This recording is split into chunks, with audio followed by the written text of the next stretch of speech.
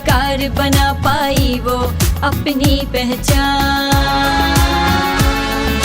भीमराव भीमराव भीमराव अंबेडकर, कोई दूसरा दूसरा दूसरा न तुमसे बढ़कर।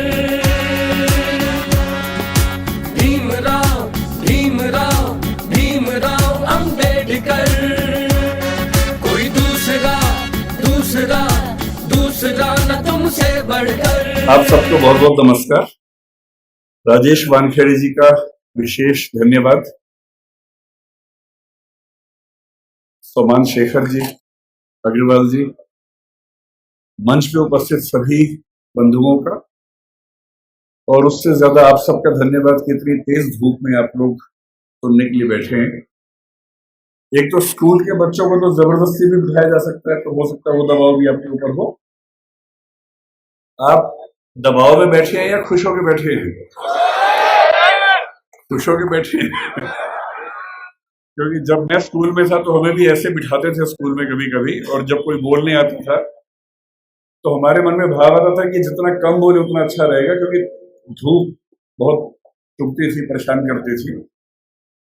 तो वैसे तो मैं बहुत ज्यादा बोलने का अभ्यस्त हूँ, 1-2 घंटे पर आज मैं बहुत कम बोलूंगा ताकि आप लोग उतना धूप में परेशान ना हो और जल्दी उठ सके यहाँ से। करीब 10 दिन पहले हमारे पास दिल्ली में फोन आया कि 7 नवंबर को यहाँ एक विशेष कार्यक्रम होता है। मुझे सबसे अच्छा लगता है वहां जाना जहां किसी महापुरुष का जन्म हुआ हो, मृत्यु हुई हो, उसकी यादें जुड़ी हो। और जब मुझे पता लगा कि डॉक्टर अंबेडकर का जन्म यहाँ हुआ, आज पता लगा उनकी अस्थियां भी यहाँ पर हैं, तो मैं अक्सर भारत में और दुनिया के सभी क्षेत्रों में घूमता हूं और ऐसे स्थानों पर जाना पसंद करता हूं जहां ऐसी स्मृतियां हों। भारत के विभिन्न नेता, चाहे महात्मा गांधी हों या और नेता उस समय के हों, उन सभी के जन्म स्थान, शहादत स्थल, वो सब मैंने देखे हैं। कई कई घंटे वहां बैठा हूं। डॉक्टर अंबेडकर मेरी नजर में एक अत्यंत महान नेता हैं। उनको मैं अब्राहम लिंकन के बराबर समझता हूं। अब्राहम लिंकन ना होते, आज जैसा अमेरिका हमें दिखता है वैसा अमेरिका ना होता अगर अब्राहम लिंकन अपने जीवन का बलिदान न करते। 1776 में अमेरिका आजाद हुआ, या कह सकते हैं कि 1787 के आसपास उसे संविधान पूरा लिखा गया। लेकिन वहां आजादी मिलने के बाद भी जो वहां के दास थे, स्लेव्स थे, उनको आजादी नहीं मिली थी। उनकी आजादी लगभग 90 साल के बाद हुई, 1860 के दशक में हुई। एक लंबा संघर्ष हुआ, और उस लंबे संघर्ष में जिस व्यक्ति ने एड़ी चोटी का जोर लगाया उसका नाम अब्राहम लिंकन था। लिंकन के खिलाफ अमेरिका के बहुत सारे लोग थे, पर वो अड़ गया, और अंत में उसने संविधान में संशोधन करवा के, जिसको हम अमेरिकी संविधान का 13th अमेंडमेंट कहते हैं, वो पारित करवाया। और जिसके बाद से वहां दास व्यवस्था समाप्त हुई। उसकी कीमत यह है कि उसके कुछ ही समय के बाद अब्राहम लिंकन की हत्या हुई, लेकिन वो अपने जीवन की बलि देकर कम से कम अमेरिकी समाज के बहुत बड़े हिस्से को आजाद करवा के चले। अम्बेडकर जी कहते थे कि जिंदगी बहुत लंबी होने का मतलब नहीं, जिंदगी महान होनी चाहिए।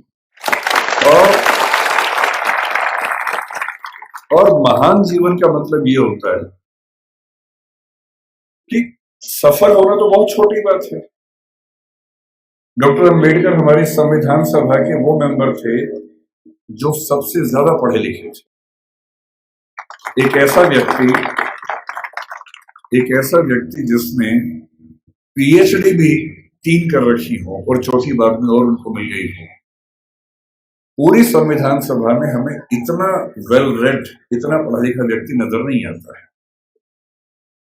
कुछ लोग कहते हैं कि संविधान सभा में उनकी भूमिका बहुत छोटी सी थी, नगण्य थी, क्योंकि वो उन्होंने संविधान लिखा नहीं था, उन्होंने संविधान की प्रारूप समिति की अध्यक्षता की थी। ये बात ठीक है कि वो प्रारूप समिति के अध्यक्ष थे, लेकिन संविधान सभा के एक मेंबर थे टीटी कृष्णमाचारी। उन्होंने एक बड़ी खूबसूरत बात कही कि संविधान सभा की प्रारूप समिति में कुल 7 मेंबर्स थे, जिनमें से एक ने ज्वाइन ही नहीं किया, एक बीमार पड़ गए, 2 दिल्ली के बाहर थे, एक देश के बाहर चले गए, एक ने इस्तीफा दिया, तब दूसरे मेंबर को लेके आए। और कहने को 7 मेंबर्स थे, लेकिन दरअसल केवल एक व्यक्ति के हाथ में ड्राफ्टिंग की सारी जिम्मेदारी आई, और ये कथन टीटी कृष्णमाचार्य ने संविधान सभा के भीतर दिया, और इसलिए हमें इस बात का सम्मान करना चाहिए।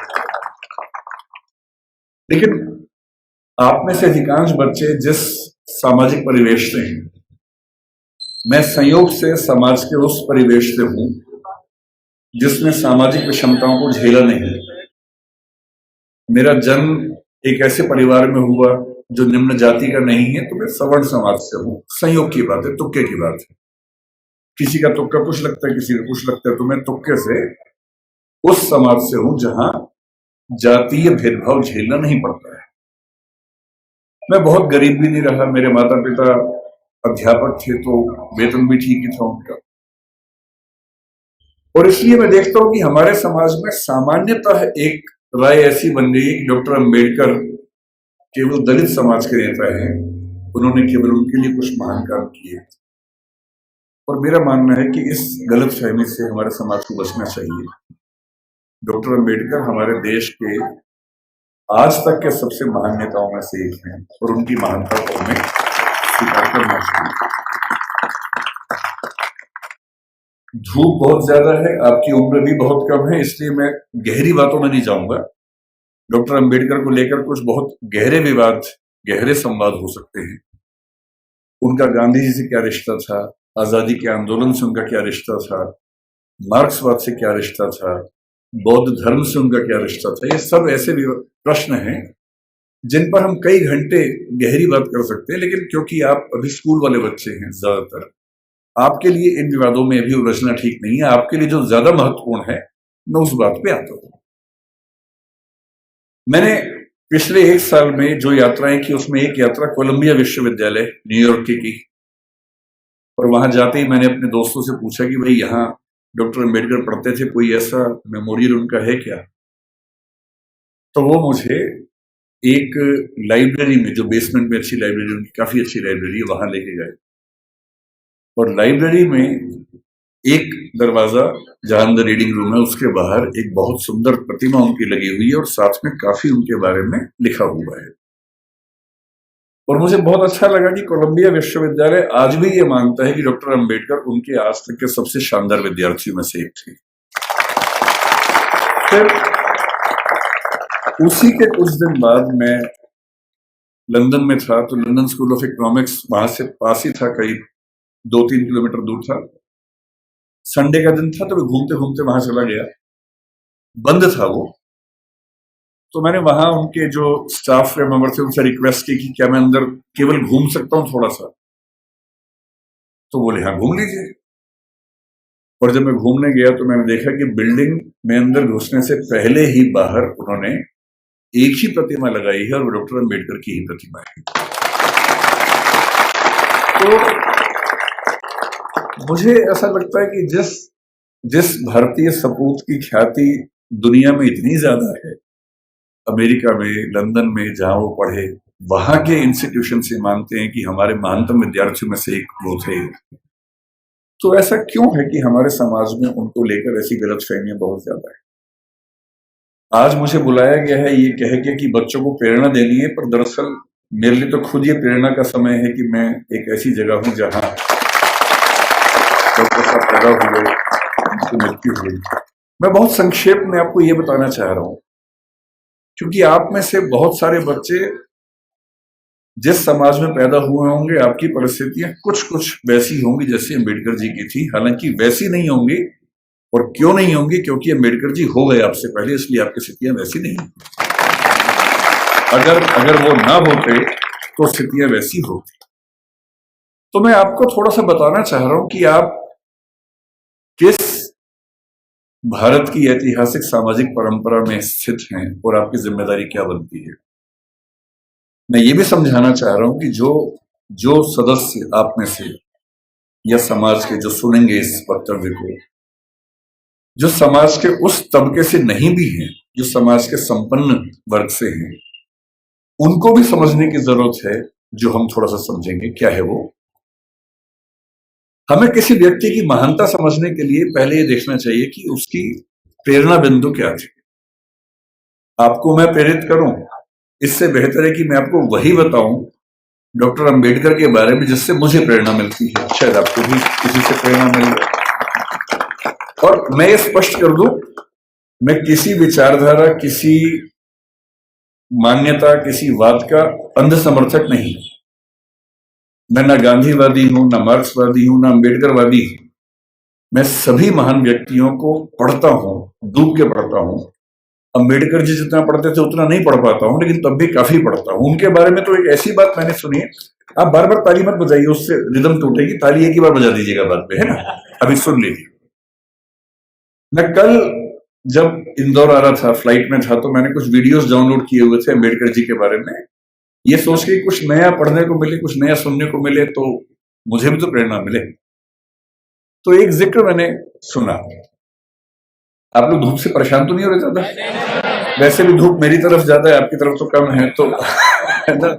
तो अगर मैं बोल सकता हूं तो आप सुन भी सकते हैं, ऐसा क्या है। और आप बैठे हैं, मैं खड़ा हूं, तो आपको तो ज्यादा।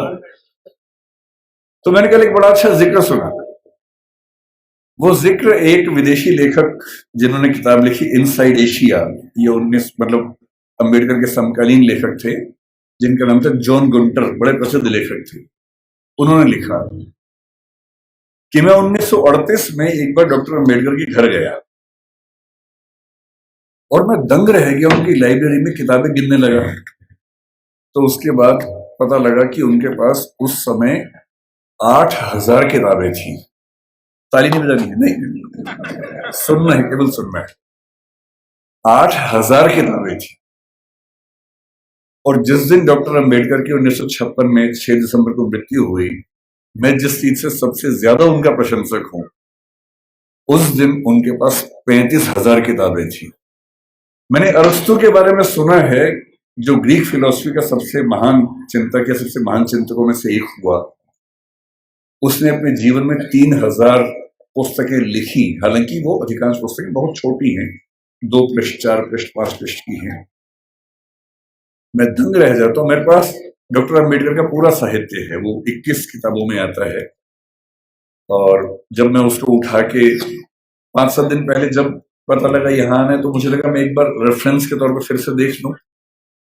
इतना मोटा बंडल है उन किताबों का जो डॉक्टर अंबेडकर ने केवल अपने 65 साल के जीवन में लिखी है। उनको समय कम मिला। ये ईश्वर या नियति की क्रूरता है कि उनको समय कम मिला। अगर उनको 10-15 साल और मिल जाते तो निस्संदेह हमारा देश जैसा है उससे बहुत बेहतर होता। लेकिन नियति का मामला है। मैं देखता हूं कि हमारे समाज में बहुत लोग उनका विरोध करते हैं। उनको लगता है कि ये दलितों का नेता है, ये हिंदू धर्म के बहुत खिलाफ था, ये बहुत नाराज रहता था। लेकिन उन्होंने उन परिस्थितियों को, उस बैकग्राउंड को देखा नहीं जो आज मैं आपसे डिस्कस करूंगा। आपने सुना होगा जरूर, नहीं सुना तो आप सुन लीजिए और फिर तुलना कीजिए कि आज आप जहां हैं क्यों वहां हैं।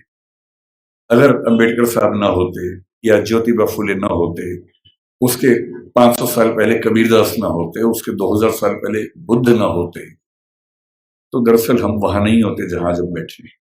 क्या उन्होंने क्या झेला अंबेडकर जी ने? क्योंकि आप बच्चे हैं इसलिए मैं वही सी चीजें बताऊंगा जो आपको थोड़ा सुन के समझ में आएंगी और प्रेरणा मिलेगी आपको। जब वो 6 साल के हुए, यही पैदा हुए, यही उनका घर है, मुझे बताया गया इसी घर में उनका जन्म हुआ। आप लोग कितने सौभाग्यशाली है कि आप यहाँ आते हैं। मैं तो पहली बार जीवन में आया हूँ। कुछ दिन पहले इंदौर पहली बार मैं आया था, 1 साल पहले। मुझे ये नहीं पता था कि इतना पास में वो जगह है, वरना मैं उसी दिन आता। तो मुझे बड़ा आश्चर्य हुआ कि मैं इंदौर तक आया भी और मुझे पता नहीं चला। तो जब वो पैदा हुए इसी जगह है, क्योंकि उनका सौभाग्य था कि वो एक सूबेदार के बेटे थे, इसी सेना में काम करने वाले। मुझे आज पता लगा कि MHOW क्यों कहते हैं, मिलिट्री हेडक्वार्टर्स ऑफ वार उसका नाम था। मैं परेशान था कि महू की स्पेलिंग MAHU क्यों नहीं है, MHOW क्यों है। तो आज पता लगा नहीं, वो एक एक्रोनिम है, उसकी फुल फॉर्म एक है। वो जिस समाज में थे उस समाज के बच्चे स्कूल में नहीं पढ़ते थे, उनको पढ़ने की अनुमति नहीं थी, पर क्योंकि वो सूबेदार के बेटे थे, और सूबेदार एक कमीशन पद होता है सेना में, बड़ा पद होता है, तो इतना हो गया कि उनको स्कूल जाने का मौका मिल गया। पर उनकी मां को, आदरणीय भीमाबाई जी को अच्छे से पता था कि जब बच्चा स्कूल जाएगा तो इसके साथ बहुत बुरा बर्ताव होगा, जिसको आपकी भाषा में बुलिंग कहते हैं, आजकल के बच्चों की भाषा में बुलिंग कहते हैं, उसका खतरा था। और माताओं को, पिताओं को बहुत चिंता होती है कि हमारे बच्चे के साथ स्कूल में ज्यादती ना हो, बदतमीजी ना हो। कल को आप भी पेरेंट्स बनेंगे, आप भी इस दर्द से गुजरेंगे। ऐसे कई बच्चे होते हैं, कोई फिजिकली उतना ठीक नहीं है, कोई मेंटली उतना ठीक नहीं है। जब वो स्कूल जाते हैं बच्चे, एक तो पहले वो पीड़ित है, उसके बाद स्कूल के बाकी बच्चे उनका मजाक बनाते हैं, चिढ़ाते हैं। पेरेंट्स को इतना दर्द होता है इस बात से, लेकिन क्या करें।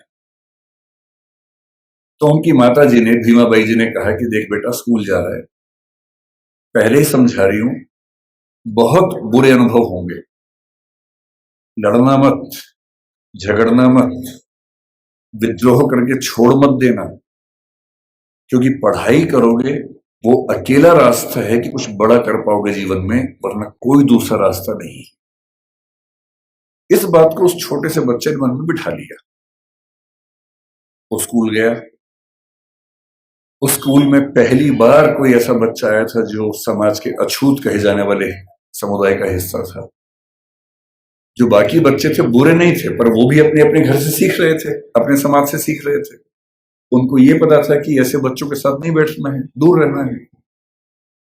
तो व्यवस्था हुई कि वो स्कूल में क्लास के सबसे अंत में, जहां सारे बच्चों के जूते चप्पल रखे हैं, उसके पड़ोस में एक दरी छोटी सी बिछा के बैठेंगे, और दरी भी खुद लेके आएंगे ताकि स्कूल में कोई और व्यक्ति अपवित्र ना हो। अब सोच के देखिए, इमेजिन कीजिए उस बच्चे की हालत कि एक बच्चा है, अपने घर से दरी लेके आता है, क्लास के अंत में जहां जूते चप्पल रखे उसके पास में बिछाता है, बैठता है, बाद में लेके जाता है। उसके साथ कोई खाना भी नहीं खाता है, तो वो दीवार की तरफ चेहरा करके अपना भोजन करता है जो घर से लेके आया था। उसको पानी पीने की अनुमति नहीं है। आपने ये सब नहीं झेला होगा, उस बच्चे का सोचिए। याद से केवल और केवल 110 साल पहले की बात मैं कर रहा हूं, बहुत पुरानी बात नहीं है, 115 साल पहले की बात। उस बच्चे को पानी पीना है, और स्कूल में पानी की एक ही व्यवस्था है कि जो पानी का नल है या घड़ा है उसे वो नहीं छू सकता। तो एक चपरासी है जो उसको दूर से पानी देगा तो वो पिएगा, वो घड़ा नहीं छू सकता है। और ये बात कोई और नहीं कहा है, डॉक्टर अंबेडकर ने खुद अपनी आत्मकथा लिखी है। वो उस समय छप नहीं पाई थी, छपी 1990 के आसपास है।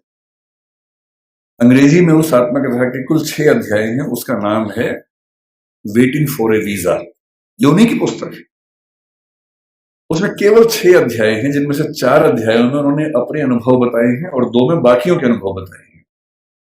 और जो पहला अनुभव है वो यही अनुभव है। और वो साफ लिखते हैं कि अगर किस दिन, बच्चों अभी मैं जानता हूं आप बहुत बेचैन हो गए, शरारत करने का मन भी होगा, लेकिन जिनकी बात चल रही है ना, उनके सम्मान में थोड़ा शांत रहें और सुने, है ना, समझें उस बात। चंचलता इस उम्र में होती है, लेकिन थोड़ा सुन लीजिए, क्या हो गया, फायदा हो जाएगा, कुछ नया सीखोगे, है ना। आपकी उम्र से बहुत पहले अंबेडकर जी बहुत सीरियस हो गए थे, इसलिए वो अंबेडकर जी हैं। तो अब तो सीरियस हो ही जाना चाहिए। और जिस व्यक्ति की बात चल रही है उसका कितना एहसान है हम पे, आपके समाज पे विशेष रूप से, ये भी समझना चाहिए। जिस दिन चपरासी नहीं आएगा उस दिन पानी नहीं पी सकते हैं। उन्होंने एक वाक्य लिखा अपनी आत्मकथा में, नो पियन नो वाटर। उस समय ऐसी बोतलें नहीं होती थी जो भी आपको बढ़ रही थी, जिन बोतलों के लिए आप हाहाकार मचा रहे थे, उस जमाने में नहीं होती थी। उस जमाने में पियर नहीं आता था तो पानी नहीं मिलता था। उनके नंबर बहुत अच्छे हैं क्लास में। व्यवस्था थी कि जिसके नंबर जितने अच्छे होंगे वो उतना आगे बैठेगा, पर उनको ये ऑप्शन नहीं था कि वो आगे बैठ सके, उन्हें पीछे ही बैठना था। ये सब झेलते झेलते वो पढ़े। जब 10वीं क्लास में आए तो एक अध्यापक उनके थे, कृष्णा जी अर्जुन सेलुस्कर नाम था उनका। उन्होंने उस बच्चे को, भीमराव को, एक छोटी सी पुस्तक भेंट की जो बुद्ध की जीवनी थी और कहा कि इसको पढ़ो। अंबेडकर कहते हैं कि उस पुस्तक को और मैं अपने अध्यापक केलुस्कर जी को जिंदगी भर नहीं भूल पाया। वही केलुस्कर जी बाद में उनको बड़ौदा के महाराज सियाजी राव गायकवाड़ से मिलवाने ले गए, वजीफा दिलवाया, फिर वजीफा बढ़ा, और जब वो एल्फिंस्टन कॉलेज के विद्यार्थी हुए तो उनको कोलंबिया विश्वविद्यालय जाने के लिए स्कॉलरशिप मिली, वहीं से मिली, बड़ौदा से मिली। 4 साल कोलंबिया में रहे और इतनी मेहनत करते थे, कोलंबिया विश्वविद्यालय से एमए और पीएचडी करने के साथ साथ लंदन स्कूल ऑफ इकोनॉमिक्स से भी एमए और पीएचडी कर डाली। और उन्होंने कहा कि मैं भी बाकी विद्यार्थियों की तरह कुछ घंटे पढ़ के बाकी मौज मस्ती कर सकता था, पर मैंने रोज 21 घंटे पढ़ना चुना ताकि मैं वो सारी सीमाएं दूर कर सकूं जो मैंने अपने समाज में देखी है। 17 में वो भारत वापस आए। अब देखिए स्थिति क्या होती है। जब वो भारत आए तो 4 साल अमेरिका में रहे थे, बीच में लंदन में रहे थे, तो उनको वहां जाति व्यवस्था नहीं थी, वहां कोई छूत नहीं था। वहां भी ब्लैक्स की दिक्कत थी, अश्वेतों की दिक्कत थी, पर क्योंकि वो अश्वेत नहीं थे इसलिए वो दिक्कत उन्होंने नहीं महसूस की। तो उन्होंने 4 साल देखा कि एक समानता का व्यवहार उनके साथ हुआ, तो वो उसके अभ्यस्त हुए। अब भारत आए। बड़ौदा महाराज के साथ जो सहमति थी वो ये कि जब वो पढ़ के आएंगे तो बड़ौदा सरकार में सिविल सेवक बनेंगे, दीवान बनेंगे। अब सोच के देखिए क्या हुआ उनके साथ। वो व्यक्ति बंबई से बड़ौदा आया, और जब बड़ौदा आया तो उसको लगा कोई तो लेने आएगा, क्योंकि वो महाराज के सिविल सर्वेंट थे। स्टेशन पर कोई लेने नहीं आया उनको, क्योंकि उनका समाज पिछड़ा हुआ था। कोई बात नहीं, उतरे, सोचा कि अब कहां रहूं। उनको अंदाजा था कि जो हिंदू समाज की धर्मशालाएं हैं, होटल से, वहां उनको अनुमति नहीं मिलेगी क्योंकि वो अस्पृश्य माने जाते हैं। तो काफी ढूंढने के बाद उनको एक पारसी धर्मशाला मिली। ये सब बातें अंबेडकर जी ने अपनी जीवनी में लिखी है, आत्मकथा में, वहीं से बता रहा हूं आपको, उन्हीं की लेखनी है।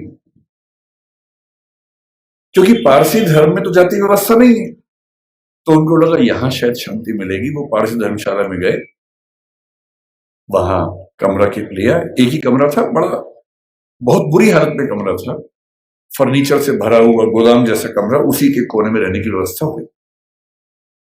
तो रहने लगे। कुछ देर के बाद उस धर्मशाला का जो केयर टेकर था वो गुस्से में आया और उसने कहा कि तुम पारसी नहीं हो। उन्होंने कहा नहीं, मैं तो पारसी नहीं हूं। तो बोले बताया क्यों नहीं? बोले आपने पूछा नहीं, मैं क्यों बताऊं। लेकिन उस धर्मशाला में कई महीनों से शायद कोई आया ही नहीं था, हालत खराब थी। तो फिर सहमति बनी कि यार तुम ना रजिस्टर में कोई पारसी नाम लिख दो, मैं मैनेज कर लूंगा। और बोले मुझे कुछ दिन में घर मिल ही जाएगा, मैं फिर वहां शिफ्ट हो जाऊंगा।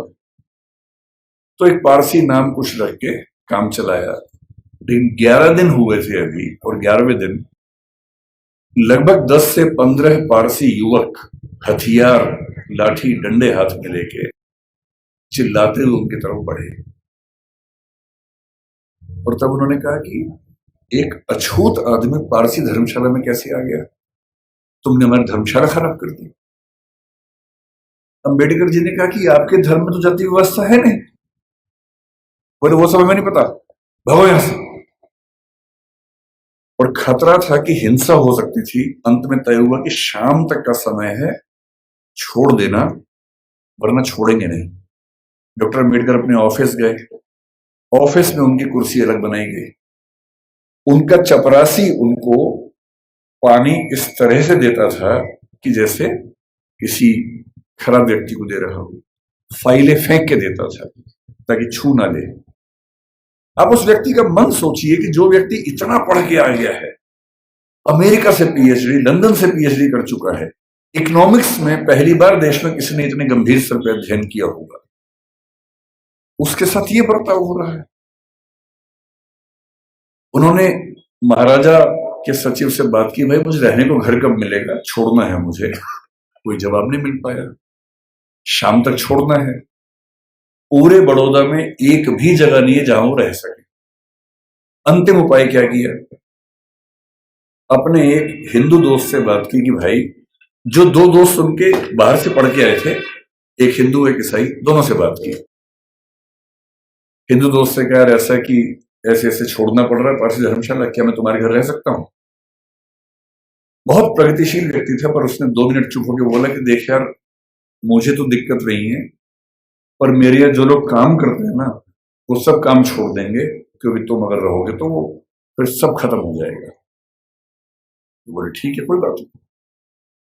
एक ईसाई दोस्त था, ईसाइयों में तो प्रथा नहीं होती है, उससे पूछा। उसने कहा यार, हूं तो मैं ईसाई, लेकिन कुछ पीढ़ी पहले हम हिंदू थे, तो हमारे परिवार में अभी तक वो संस्कार हैं, और मेरी पत्नी इस बात से भड़क जाएगी कि आपने एक अछूत को अपने घर में कैसे बुला लिया। और तब डॉक्टर अंबेडकर लिखते हैं अपनी आत्मकथा में, जो हिंदू समाज के लिए अछूत है, वो पारसी के लिए भी अछूत है, वो ईसाई के लिए भी अछूत है। और यही मुंबई में सिडनेहम कॉलेज में जब वो प्रोफेसर बन के गए, वहां भी ये बर्ताव हुआ कि उनको पानी पीने की व्यवस्था अलग थी। सिडनेहम कॉलेज, जो कि बहुत प्रतिष्ठित कॉलेज है मुंबई का, एक बार घड़ा छू लिया तो घड़े को तोड़ा गया पवित्र करने के लिए, और तब उनको फिर ये लगा कि ये अलग अलग धर्म जो दावा करते हैं कि हम समानता वाले धर्म हैं, उन सबका ऐसा बर्ताव क्यों है। फिर एक घटना लिखते हैं अंबेडकर जी अपनी आत्मकथा में। एक बार वो नासिक से औरंगाबाद जा रहे थे निजी यात्रा पे कुछ दोस्तों के साथ। उन्होंने जानबूझ के सबसे कहा किसी को बताना मत, मैं नहीं चाहता किसी को पता लगे, निजी यात्रा रखेंगे इसको। रास्ते में दौलताबाद का किला पड़ा। दौलताबाद का किला ऐतिहासिक स्थल है, उनकी इच्छा हुई कि देखते हैं उसको। तो 7-8 दोस्त खूब धूल मिट्टी झेलते हुए वहां पहुंचे। किसी को बताया नहीं था। जब पहुंचे तो वहां एक पानी का हौद था जहां पर लोग हाथ मुंह धो लेते हैं। इन सब ने वहां पर हाथ मुंह धो लिया। इतने में वहां कुछ मुस्लिम युवक गुस्से में आए हथियार लेके। उनको किसी ने बता दिया था कि ये लोग अछूत समुदाय से हैं, वो लड़ने लगे उनके साथ। अंबेडकर जी ने उनको समझाया, डांटा, कहा भाई तुम तो मुसलमान हो और तुम्हारा धर्म तो कहते कि हम सब बराबर हैं। वो बोले वो सब बेकार की बात है, तुमने हमारा ये अपवित्र कर दिया है। और हालत ये आ गई कि अंबेडकर जी को लगा कि अब हिंसा भी हो सकती है और ऐसा ना हो कि कुछ बड़ा नुकसान हो जाए। किसी तरह से वहां से जान बचा के, हालांकि बाद में उनको देखने की परमिशन मिली, किला देखा, वापस आए। और उस दिन उन्होंने लिखा भी डायरी में, जो हिंदू पारसी ईसाई के लिए अछूत है वो मुसलमान के लिए भी अछूत है। आप अनुभव सोचिए उस व्यक्ति के जिसको समाज के सब समुदाय गाली दे रहे हैं। इतना पढ़ने के बाद, जो बड़ौदा के राजा का सैन्य सचिव रह चुका है, जो व्यक्ति सिडनेहम कॉलेज में असिस्टेंट प्रोफेसर रह चुका है, और वो लगातार कोशिश कर रहे हैं कि इस समाज के भीतर हमें एक्सेप्टेंस मिल जाए, हमारे समाज को एक्सेप्टेंस मिल जाए। उनके मन में आता नहीं होगा कि अगर वो वापस चले जाते इंग्लैंड, 1 साल के लिए फिर से गए भी थे, अगर वो चाहते तो अमेरिका में, इंग्लैंड में, दुनिया भर के सबसे अच्छे इंस्टीट्यूट्स में, यूनिवर्सिटीज में प्रोफेसर बन के शानदार जिंदगी गुजार सकते थे। क्या कमी थी उनके जीवन में? पर उनको एक बात हमेशा लगती थी कि अगर मेरे समुदाय में संयोग से मैं पढ़ लिख गया हूं, उनके परिवार के 14 बच्चों में वो 14वें बच्चे थे, और उनके खानदान का, उनकी जाति का, समुदाय का पहला बच्चा था जिसने 4th क्लास पास की थी। उनको एक ही बात लगती थी कि मैं अपनी जिंदगी तो शानदार बना के गुजार सकता हूं, बड़ी बात नहीं है।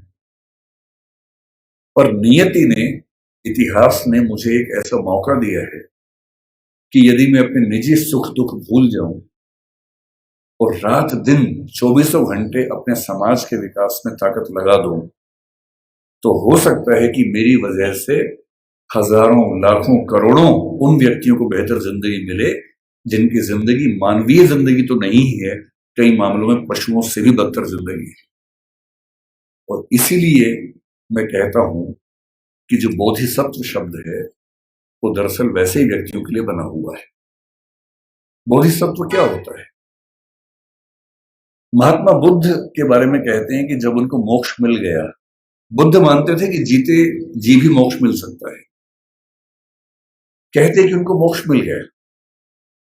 और जब उनको मोक्ष मिल गया तो वो मुक्ति में जाके आनंद में रह सकते थे, पर उन्होंने कहा कि नहीं, इस समाज में, इस दुनिया में इतने लोग दुखी हैं, इतने लोग परेशान हैं।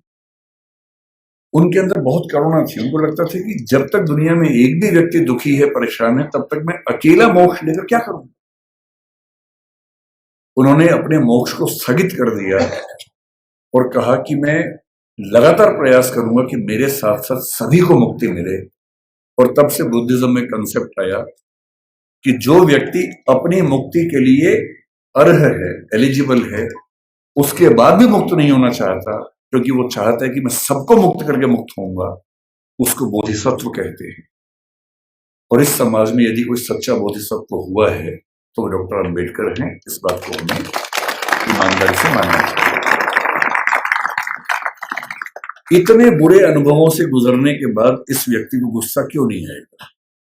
इस व्यक्ति के अंदर नफरत पैदा क्यों नहीं होती? ऐसा ही हुआ था 1848 में ज्योतिराव फूले के साथ।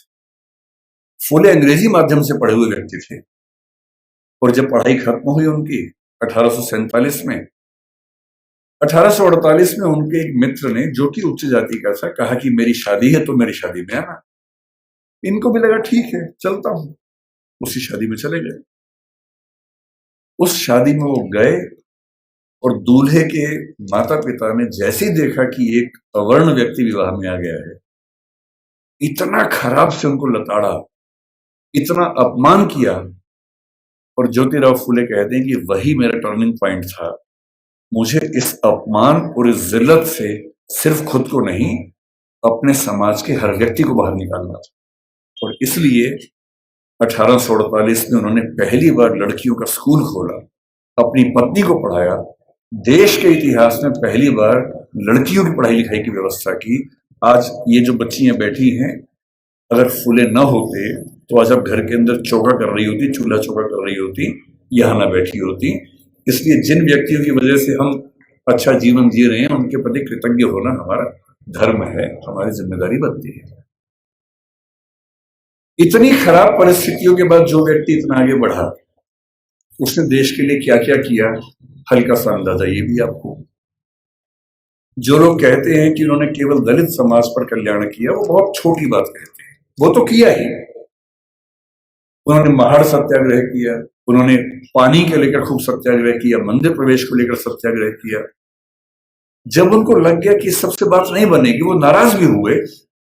1927 में उन्होंने मनुस्मृति दहन किया। 1935 में येवला में घोषणा की कि मैं पैदा हुआ हूं हिंदू धर्म में, लेकिन मैं मरूंगा नहीं हिंदू धर्म में। महात्मा गांधी ने उनसे निवेदन किया कि ऐसा ना करें। उसके बाद 21 साल तक वेट किया ताकि समाज अगर बदल सके तो मुझे इतना बड़ा स्टेप ना लेना पड़े। और 1956 में जब उनको लग गया कि मेरी मृत्यु नजदीक है और मैं अपने समुदाय को संशय में, दुविधा में न छोड़ के जाऊं, तो अपनी मृत्यु से केवल 1.5 महीना पहले 14 अक्टूबर के दिन उन्होंने बौद्ध धर्म को अपना लिया।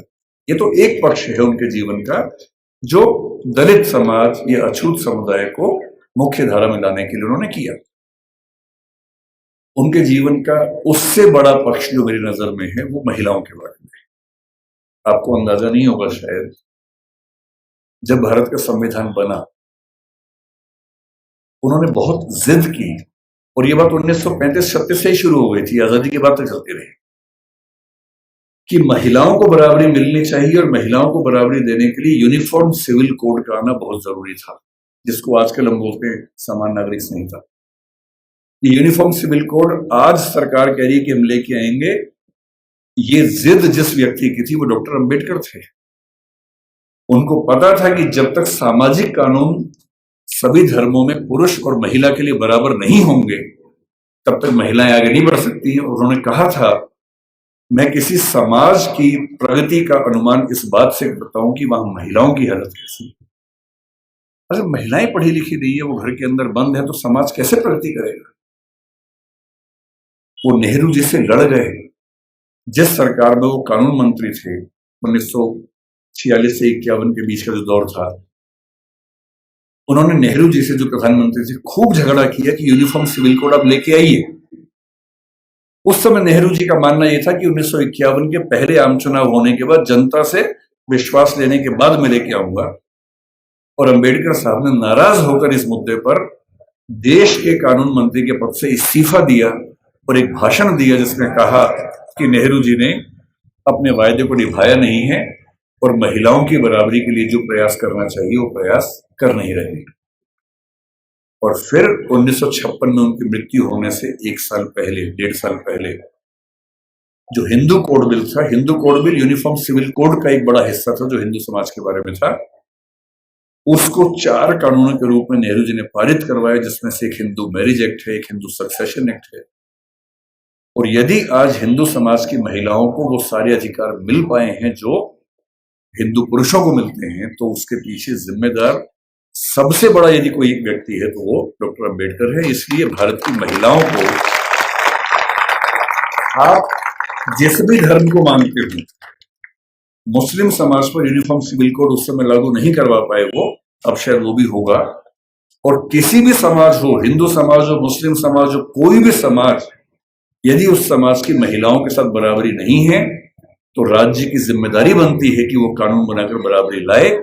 और ये विचार मुख्य रूप से अंबेडकर जी का ही था, जिसकी वजह से आज हम यहां खड़े हैं। तीसरी बात, लोग कहते हैं कि आजादी के संघर्ष में उन्होंने इतना साथ नहीं दिया। ठीक बात है, उनकी अपनी प्राथमिकताएं थी। 1942 से 46 तक जब स्वाधीनता संग्राम एकदम चरम स्तर पर था, वो वायसराय की काउंसिल में श्रम मंत्री थे या श्रम विभाग के प्रमुख थे। आज हम कहते हैं कि भारत में जो श्रम सुधार हैं, श्रम सुधार का मतलब किसी भी व्यक्ति को नौकरी पे रखेंगे तो कम से कम इतना वेतन देना ही होगा। न्यूनतम वेतन बोलते हैं, मिनिमम वेजेस बोलते हैं, प्रोविडेंट फंड बोलते हैं कि जब कोई व्यक्ति रिटायर हो तो उसको कितना पैसा मिलता है एक साथ। यदि कोई व्यक्ति 8 घंटे से ज्यादा काम करता है उसको अतिरिक्त वेतन मिलना चाहिए, ओवर टाइम की पेमेंट मिलनी चाहिए। ये सारे श्रम सुधार जिस व्यक्ति ने किए हैं भारत में, वो डॉक्टर अंबेडकर हैं। इसलिए वो जिम्मेदारी केवल दलित समाज की नहीं है, देश की सारी महिलाओं की भी है, देश के सारे मजदूरों और नौकरी करने वालों की भी है। इन सबके प्रति, सब ठीक है ना, इन सबके प्रति डॉक्टर अंबेडकर की भूमिका ऐसी है कि हम उसको भूल नहीं सकते। अंतिम बात, आपकी स्थिति को देखते हुए जल्दी खत्म करते, उनसे हमें क्या सीखना चाहिए, क्या सीखें उनसे? उनसे हमें मुख्य रूप से 3-4 बातें सीखनी है। उन्होंने कहा कि मैंने जो कुछ सीखा है 3 व्यक्तियों से सीखा है। बुद्ध से सीखा, कबीर से सीखा और ज्योतिराव फुले से सीखा। सच बात है कि उन्होंने अपनी मां भीमाबाई से भी बहुत कुछ सीखा, क्योंकि मां ने ही सिखाया था कि भूल के भी झगड़ा मत करना, पढ़ना। और उनकी जिंदगी में एक टर्निंग पॉइंट ये भी था कि जब उनकी मां की मृत्यु हो रही थी तो कोई वैद्य उनके घर तक नहीं आए, क्योंकि वो अछूत महिला थी, तो वैद्य उनके घर में कैसे आ सकता था। और तब उनको लगा कि मेरी मां जिस रोग से मरी वो तो चलो एक दैहिक रोग था, पर ये समाज जिस मानसिक रोग से ग्रस्त है उसका इलाज जरूरी है। और जीवन भर उन्होंने वो किया। अंबेडकर जी से आपको और हमें क्या सीखना चाहिए? मैं तो अपने हिस्से का सीखता हूं, आपको भी क्या सीखना चाहिए? देखिए, जो समाज का वंचित समुदाय है जिसपे हम में से अधिकांश लोग आते हैं, आपको समानता की स्थिति में आना है। अंबेडकर जी एक बड़ा सुंदर संविधान देश का लिख के गए हैं। उस संविधान में एक हिस्सा मूल अधिकारों का है। बहुत इंटरेस्टिंग बात है कि हमारे संविधान के मूल अधिकारों में सबसे पहला अधिकार समानता का है, न कि स्वतंत्रता का है, क्योंकि समानता जरूरी है।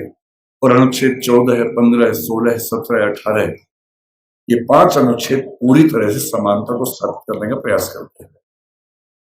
और आर्टिकल 17 में साफ साफ लिखते हैं अस्पृश्यता का अंत किया जाता है और किसी भी रूप में इसका आचरण निषिद्ध होगा और दंडनीय होगा। अपने मरने से 1 साल पहले दबाव डाल के 1955 में उन्होंने अस्पृश्यता अपराध अधिनियम भी पारित करवा लिया, जिसके तहत अनटचेबिलिटी या अस्पृश्यता को या छुआछूत को अपराध घोषित किया गया। उनसे हमें क्या सीखना चाहिए, आपको क्या सीखना चाहिए? पहली बात, उन्होंने एक बड़ी गहरी बात कही थी कि शिक्षा शेरनी का दूध होता है और जो इसको जितना पीता है उतना ही दहाड़ता है। बिना शिक्षित हुए कुछ नहीं पी सकते। और यहां तक कहा कि तुम्हारे पैर में जूते हो ना हो, हाथ में किताब होनी चाहिए।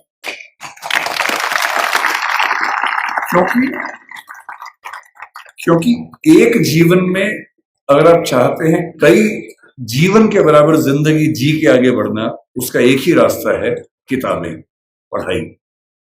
इसके उदाहरण खुद डॉक्टर अंबेडकर हैं।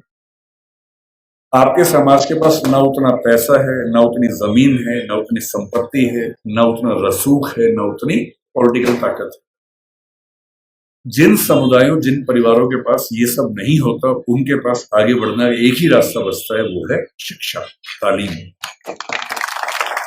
और सोशल मीडिया ने एक अच्छा काम ये किया है कि अच्छी अच्छी पढ़ाई, अच्छे अच्छे अध्यापक अब आपके मोबाइल फोन की मदद से आप सबके घर के अंदर पहुंच चुके हैं। अब तो हमारे पास ये भी कहने को नहीं है कि अच्छे टीचर्स नहीं मिलते हैं। जो टीचर दिल्ली को मिलते हैं, जो जेएनयू को मिलते हैं, जो मुंबई को मिलते हैं, देश के अच्छे अच्छे संस्थान को मिलते हैं, हार्वर्ड को मिलते हैं, वो सारे के सारे ऑनलाइन, और उनमें से बहुत सारी क्लासेस उनके निःशुल्क यूट्यूब पे, सोशल मीडिया पे उपलब्ध है। अगर आपके अंदर पढ़ने की जिद हो तो आज पढ़ना पहले की तुलना में बहुत आसान हो चुका है। असली बात है कि आपके अंदर वो जिद है या नहीं। दूसरी बात, मैं आईएएस के लिए पढ़ाता हूं। दृष्टि नाम की संस्था हमारी है और हमारे बहुत सारे बच्चे आईएएस बनते हैं, जिनमें से बहुत अच्छा अनुपात उन बच्चों का है जो SC ST कैटेगरी से, OBC कैटेगरी से होते हैं। मैंने एक चीज देखी है, आपसे विशेष रूप से निवेदन कर रहा हूं। बहुत सारे ऐसे बच्चे होते हैं जो समाज के पिछड़े समुदाय से आते हैं और उनको इस बात की बड़ी शर्मिंदगी होती है कि मैं पिछड़े समुदाय से हूं। उनको आरक्षण मिलता है, वो आईएएस बनते हैं, आईपीएस बनते हैं, और आईएएस आईपीएस बनने के बाद कोशिश करते हैं कि उनकी वो पहचान खत्म हो जाए कि वो पिछड़े समुदाय से हैं, और वो किसी उच्च समुदाय के व्यक्ति से शादी ब्याह करके अपने आप को वहां एक्सेप्ट करवा ले किसी तरह से। ऐसी उधेड़-बुन में लग जाते हैं। मैं आपसे एक बात का निवेदन करना चाह रहा हूं, जिस समाज से आप हैं उस समाज को लेकर शर्मिंदा कभी नहीं होना, एकदम नहीं होना। आप सिविल सेवक बनेंगे, नेता बनेंगे, पुलिस वाले बनेंगे, जज बनेंगे, जो भी बनेंगे, आपकी मुख्य जिम्मेदारी संविधान के प्रति है, अपने दायित्वों के प्रति है, एकदम ठीक बात, उसमें कोई कोताही करने में नहीं चाहिए।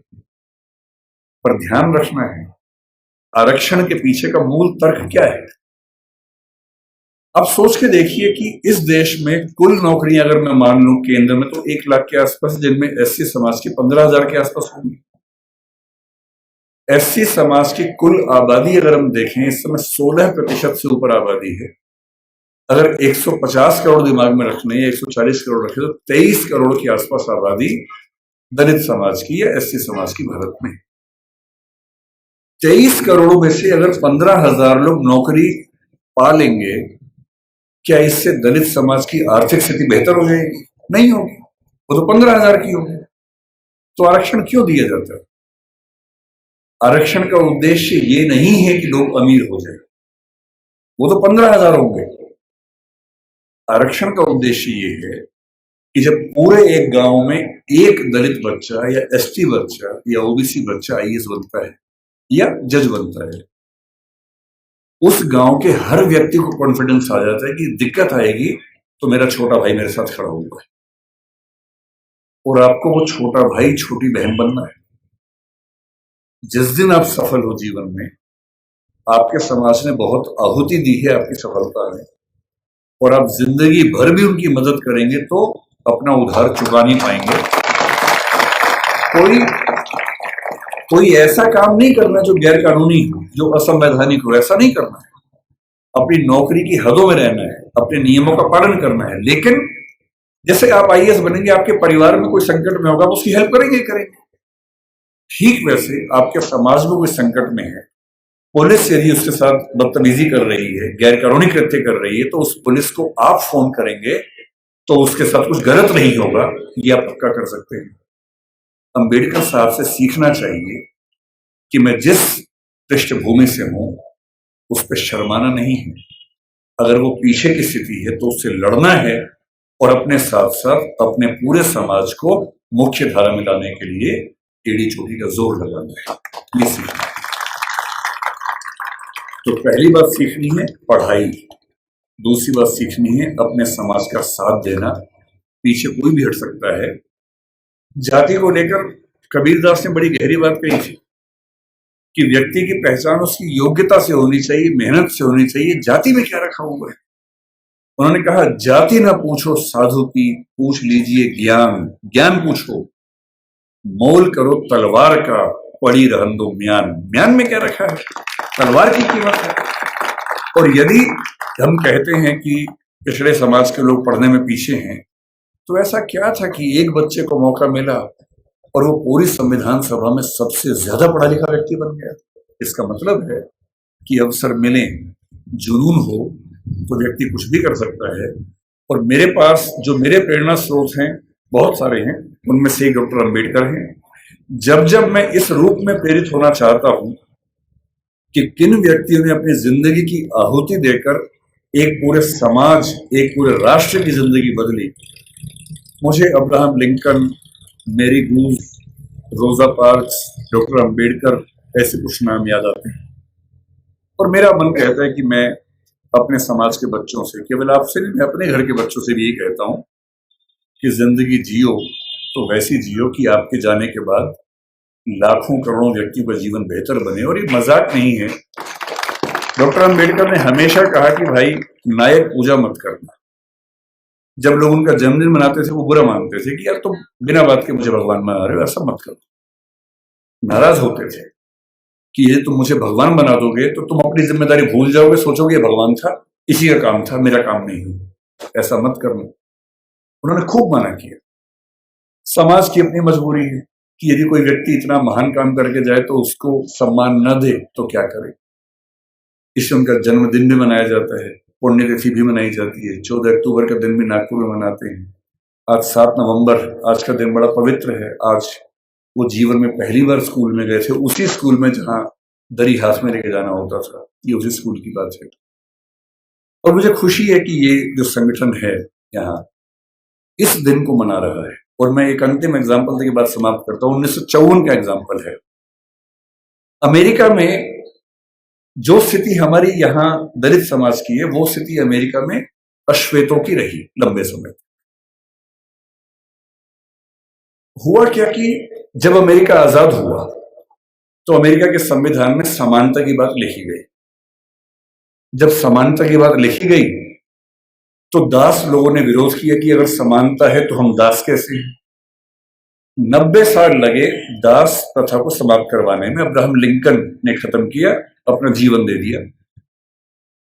तो 1866 में दास प्रथा खत्म हो गई, लेकिन अभी भी अश्वेतों को अधिकार नहीं मिले। महिलाओं को वोटिंग राइट्स नहीं मिले अभी तक। अब महिलाओं और अश्वेतों के आंदोलन शुरू हुए कि हमें बराबरी चाहिए। और उसमें एक घटना, बड़ी रोचक घटना है, सुनिए क्या हुआ।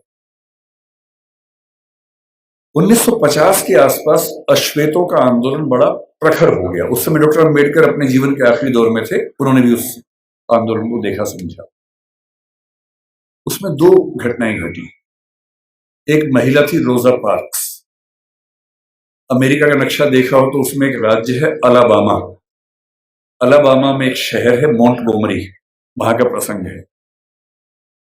अस्पृश्यता कुछ मात्रा में अमेरिका में भी थी और देशों में भी थी। कैसे थी देखिए, वहां एक नियम था कि जो सरकारी बसें होती थी उन बसों में शुरू की 4 सीटें केवल श्वेत लोगों के लिए होती थी और चौथी सीट के पीछे अश्वेत लोग बैठ सकते थे, वो भी एक कंडीशन पे कि यदि श्वेतों की 4 सीटें भर गई और फिर कोई श्वेत आ गया तो अश्वेत को सीट छोड़नी पड़ेगी, ये कंडीशन थी।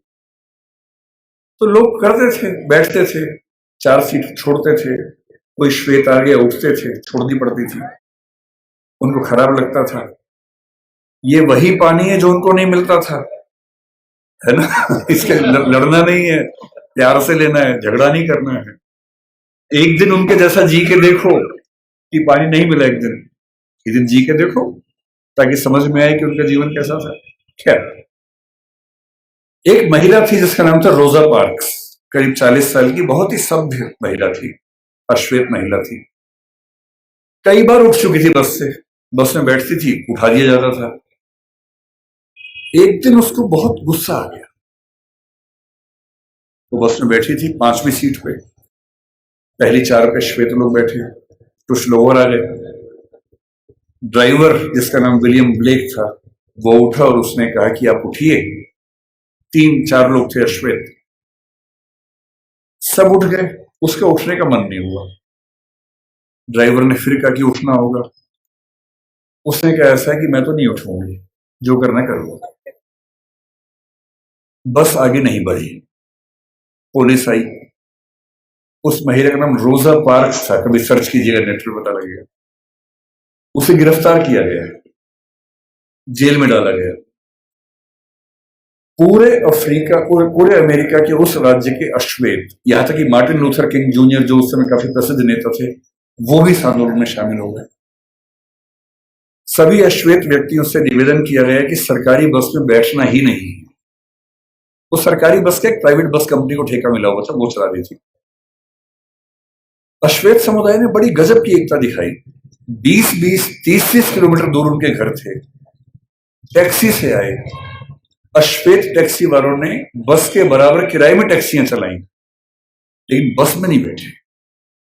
1 दिन, 2 दिन, 3 दिन, होते होते 381 दिन आंदोलन चला। 381 दिन, 1 साल से ज्यादा कोई बस में नहीं बैठा। और अंत में अमेरिका के सुप्रीम कोर्ट को इस कानून को खारिज करना पड़ा जिसमें अश्वेत बैठ नहीं सकते थे, और वहां उस आंदोलन की समाप्ति हुई। डॉक्टर अंबेडकर हमारे समाज के रोजा पार्क्स बने, अब्राहम लिंकन बने। और अगर आपको लगता हो कि आपका जीवन खराब है, एक और घटना से अंतिम बात करके समझ लें। अमेरिका में जब समानता आई तो स्कूल शुरू हुए, अश्वेत बच्चे बोले हम भी स्कूल जाएंगे। कुछ कुछ अंबेडकर जी की याद आपको आएगी इस घटना से। अब अश्वेत बच्चे स्कूल जाएंगे, ये तो वहां के संविधान में लिखा हुआ था। तो वहां की सरकारों ने क्या रास्ता निकाला, कुछ स्कूल श्वेतों के लिए, कुछ अश्वेतों के लिए बना दिए। मामला सुप्रीम कोर्ट में गया कि भाई ये क्या समानता है, हम भी उसी स्कूल में पढ़ेंगे। तो सुप्रीम कोर्ट ने फैसला दिया कि नहीं, समानता का मतलब सिर्फ इतना है कि आपको स्कूल मिलेगा, अच्छी गुणवत्ता का मिलेगा, लेकिन अगर अलग अलग स्कूल है तो इसमें कोई दिक्कत नहीं है। तो ये व्यवस्था ठीक है कि अश्वेतों का स्कूल अलग, श्वेतों का स्कूल अलग। अब ये बड़ी दिक्कत थी अश्वेतों को, आंदोलन चलता रहा। 1954 में जब आंदोलन चल रहा था ये वाला, सुप्रीम कोर्ट अमेरिका का, उसको भी लगा कि अब समय बदल रहा है, और अमेरिकी सुप्रीम कोर्ट ने एक नया फैसला दिया, ब्राउन का मामला कहते हैं, और उसमें उसने घोषणा की कि समानता का जो 14th अमेंडमेंट की समानता उनके यहाँ है, उसके तहत समानता का सही मतलब ये है कि जिस स्कूल में श्वेत बच्चे पढ़ेंगे उसी स्कूल में, उसी क्लास में अश्वेत बच्चे भी पढ़ेंगे। ये 1954 में हुआ। अंबेडकर साहब 56 में गए, उनके सामने की बात है, 2 साल आखिरी थे उनके पास। अब जब ये हुआ तो अमेरिका में हंगामा हो गया। श्वेत समुदायों ने इतना हंगामा किया, अपने शहर तक बदल लिए ताकि एक ऐसे जगह जाके रहें जहां केवल श्वेत लोग रहते हैं, उनके स्कूल में केवल श्वेत लोग पढ़ें।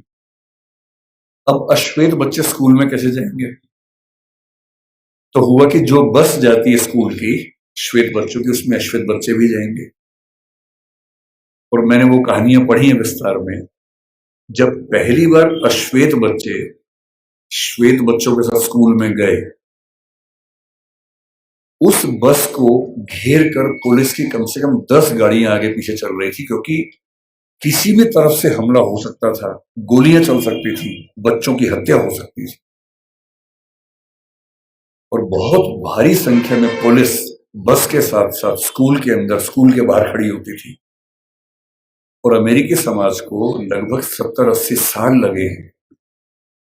लेकिन अगर आप ध्यान से देखें, 1776 की आजादी जो दासों की आजादी नहीं थी, अश्वेतों की नहीं थी, महिलाओं की नहीं थी। 1866 में दासों की मुक्ति जो महिलाओं की नहीं थी, अश्वेतों की नहीं थी। 1950-55 के आसपास महिलाओं और अश्वेतों की मुक्ति। ठीक उस समय मार्टिन लूथर किंग जूनियर को 35 साल की उम्र में नोबेल पुरस्कार मिलना, और उसके लगभग 50-55 साल बाद बराक ओबामा का अमेरिका का राष्ट्रपति बनना। इतिहास ऐसे बदलता है। इतिहास में हर व्यक्ति को अपने हिस्से की भूमिका निभानी होती है। अम्बेडकर जी ने अपने हिस्से की भूमिका निभा दी, आपकी बाकी है। ठान लीजिए, इतना पढ़ना है। उस आदमी को सोचिए, वो उसने अपने जीवन में पहला रिसर्च एंथ्रोपोलॉजी में किया। अम्बेडकर जी ने एंथ्रोपोलॉजी के विद्वान, इकोनॉमिक्स में पीएचडी की, और वो व्यक्ति पॉलिटिकल साइंस और संविधान का एक्सपर्ट बना बाद में। जिस विषय में बात करेंगे उस विषय का एक्सपर्ट बना। अगर वो ऐसा कर सकते हैं तो आप क्यों नहीं कमर कर सकते। और मैं अंत में ये बात कहकर समाप्त करूंगा, ठान लीजिए उन्हीं की बात, पैरों में जूते हो ना हो। तुम लोग ध्यान से समझो, पानी की बोतल मिले ना मिले, हाथ में किताब होनी चाहिए। और किताब सूरज से धूप बचाने के लिए नहीं होती है। आप बचा लो, कोई बात नहीं। किताब इसलिए नहीं चाहिए कि धूप से बचना है, किताब इसलिए चाहिए कि धूप जैसा तेज अपने अंदर पैदा हो। और एक बहुत प्रसिद्ध विचारक हुए सफदर हाशमी, उन्होंने मजदूर समाज के लिए एक बात कही थी जो मैं आपको कह रहा हूं। उन्होंने एक गीत लिखा कि शिक्षा से ही बदलाव हो पाएगा। वो कहते हैं, पढ़ना लिखना सीखो ओ मेहनत करने वालों, पढ़ना लिखना सीखो ओ मेहनत करने वालों, पढ़ना लिखना सीखो ओ भूख से मरने वालों, क ख ग घ को पहचानो, अलिफ को पढ़ना सीखो, अ आ इ ई को हथियार बनाकर लड़ना सीखो। जो लड़ाई आप लड़ रहे हैं, उस लड़ाई में ना बंदूक चाहिए, ना तोप चाहिए, ना लाठी चाहिए, ना भाला चाहिए, डंडा नहीं चाहिए, किताब चाहिए, अक्षर चाहिए। और पढ़ना क्या है? हर चीज पढ़नी है। संविधान को घोट लेना है ताकि आपको पता रहे क्या अधिकार है। कानून को ठीक से पढ़ना है, सीआरपीसी, आईपीसी को ठीक से पढ़ना है ताकि कोई आपके खिलाफ ज्यादती न कर सके। हर नागरिक को पता होना चाहिए कि मेरे क्या अधिकार हैं और मैं राज्य से क्या उम्मीद कर सकता हूं। साहित्य भी पढ़ना है, और वो साहित्य देखना है जो साहित्य आम आदमी के पक्ष में है। वो साहित्य नहीं जो भव्य इमारतों के बारे में है। अदम गोंडवी जैसे साहित्यकार को पढ़ना है, कबीरदास को पढ़ना है जो समाज के आम व्यक्ति की जिंदगी को ठीक से समझता है, समझाता है। अदम गोंडवी ने आपके समाज के एक छोटे हिस्से के बारे में इतनी गहरी कविता लिखी, आइए महसूस करिए जिंदगी के ताप को, मैं चमारों की गली में ले चलूंगा आपको। ऐसा साहित्य पढ़ना है जो साहित्य समाज के उन वर्गों के बारे में है जिन्होंने जिंदगी की तलखी को, बुराइयों को, संघर्षों को सबसे ज्यादा सहन किया है, उनको पढ़ना है। तकनीक को पढ़ना है। डॉक्टर साहब ने कहा था कि जो समाज विज्ञान नहीं पढ़ता, ज्योतिबा जी ने भी कहा था, जो समाज विज्ञान नहीं पढ़ता वो कभी आगे बढ़ ही नहीं सकता। विज्ञान पढ़िए, तकनीक पढ़िए, आर्टिफिशियल इंटेलिजेंस पढ़िए, जो भी नई चीजें हैं जिनसे भविष्य में विकास होगा, उन सब में पढ़ाई करनी है। और जितना पढ़ने के बाद आगे बढ़ेंगे, बस ध्यान रखना है, आगे सिर्फ आप नहीं बढ़े हैं, आपका समाज आपके साथ आगे बढ़े, ये आपकी नैतिक जिम्मेदारी है। ये कह के बात समाप्त। हमारे चैनल बहुजन दस्तक को लाइक, शेयर, सब्सक्राइब देखना मत भूलिएगा। जय भीम, जय भारत, जय संविधान। नमो बुद्धाय। धन्यवाद। चैनल आर्थिक समस्या से गुजर रहा है।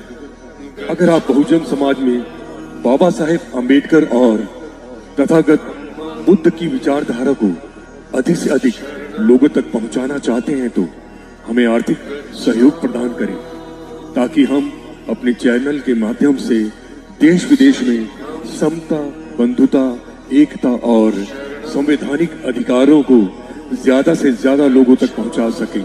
आप अपनी सहायता राशि नीचे लिखे खाते में जमा करा सकते हैं। खाता धारक गौतम रत्ना, खाता संख्या 316957686551, IFSC कोड SBIN 0060336, बैंक भारतीय स्टेट बैंक। आप हमारे बैंक खाते का विवरण स्क्रीन पर भी देख सकते हैं। जय भीम, जय भीम। मैं गौतम रत्ना आपका बहुजन फिल्म प्रोडक्शन में स्वागत करता हूं और आप हमारे प्रोडक्शन हाउस के अंदर अपना कैरियर बना सकते हैं as a film director, as a producer and actor and actress and editor and cinematographer also. अगर आपको फिल्म से रिलेटेड कुछ भी प्रोजेक्ट आपको बनवाना है तो हमारे पास में पूरा सेटअप है, जिसमें फिल्म कैमरा है, शूटिंग लाइट्स है और एडिटिंग है। सारा A to Z एक ही जगह पर आपको हमारे यहाँ पर मिल जाएगा। तो दोस्तों आप हमें कांटेक्ट कर सकते हैं हमारे नंबर्स पर 9810085714 और 8510005714। हमारे वेबसाइट पे विजिट कर सकते हैं www.filmserviceindia.com और हमें मेल भी कर सकते हैं gautamfilmsproduction@gmail.com पर। धन्यवाद।